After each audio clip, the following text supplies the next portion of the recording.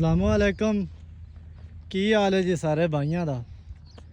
ਉਮੀਦ ਕਰਨੇ ਆ ਤੁਸੀਂ ਸਾਰੇ ਖੈਰੀਅਤ ਦੇ ਨਾਲ ਹੋਵੋਗੇ। ਅੱਜ ਨਾ ਫਿਰ ਪਾਰ ਲੱਗੇ ਆ। ਮੈਂ ਕਿਹਾ ਵੀ ਸੱਜਣਾ ਵਾਸਤੇ ਕੋ ਤੋਹਫਾ ਲੱਭੀਏ ਨੀਲੀ ਦਾ, ਤੇ ਤੋਹਫਾ ਤਾਂ ਲੱਭ ਗਿਆ। ਬਹਰਹਾਲ ਰਾਹ ਵਿੱਚ ਜਿਹੜਾ ਹੈ ਨਾ ਸਕੂਟਰ ਦੀ ਚੈਨ ਟੁੱਟ ਗਈ ਹੈ।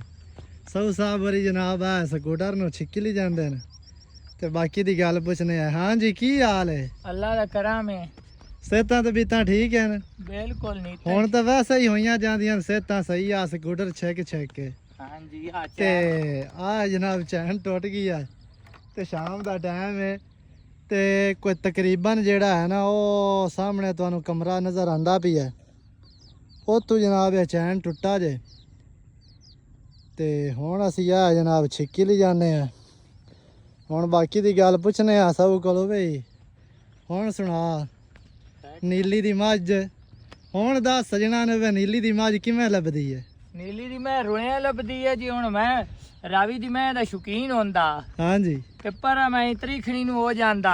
ਹਾਂ ਤਰੀਖਣੀ ਚ ਪਰ ਚੀਚਾ ਵਤਨੀ ਹਾਂ ਐ ਰੋਡ ਉੱਤੇ ਕਿਹੜਾ ਹੈ ਜਾਂਦਾ। ਹਾਂਜੀ ਕੱਪੜੇ ਚੰਗੇ ਇਸਤਰੀ ਕੀਤੇ ਹੁੰਦੇ, ਦਾਗ ਹੀ ਨਾ ਲੱਗਦਾ।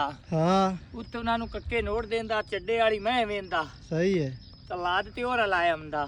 ਸਹੀ ਹੈ।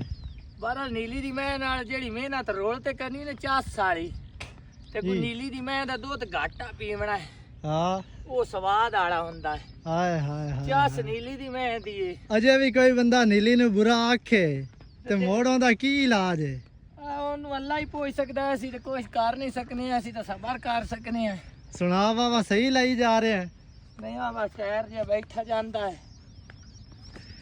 ਇਹ ਜਨਾਬ ਕੋਈ 10 ਕਿੱਲੇ ਜਿਹੜਾ ਹੈ ਨਾ ਦਰਿਆ ਦਾ ਇਲਾਕਾ ਆ ਵਿਚਲਾ, ਜਿਹੜਾ ਅਸੀਂ ਸਕੂਟਰ ਚੈਨ ਟੁੱਟੀ ਹੈ ਤੇ ਛਿੱਕੀ ਲਿਆਨੇ ਆ।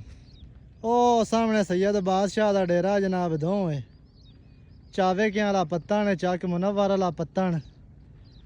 ਇੱਥੇ ਜਨਾਬ ਪਹੁੰਚੇ ਆ। ਤੋਹਫਾ ਤਾਂ ਅੱਲਾ ਪਾ ਕੇ ਦਿੱਤਾ ਹੈ।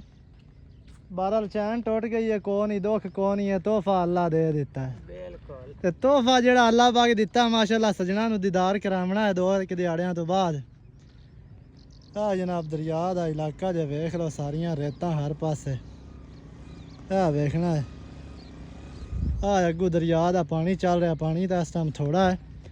ਬਹਰਹਾਲ ਅਲਹਮਦੁਲਿਲਾ ਸ਼ੁਕਰ ਅੱਲਾ ਪਾਕ ਦਾ, ਚਲੋ ਪਾਣੀ ਆ ਗਈ ਹੈ।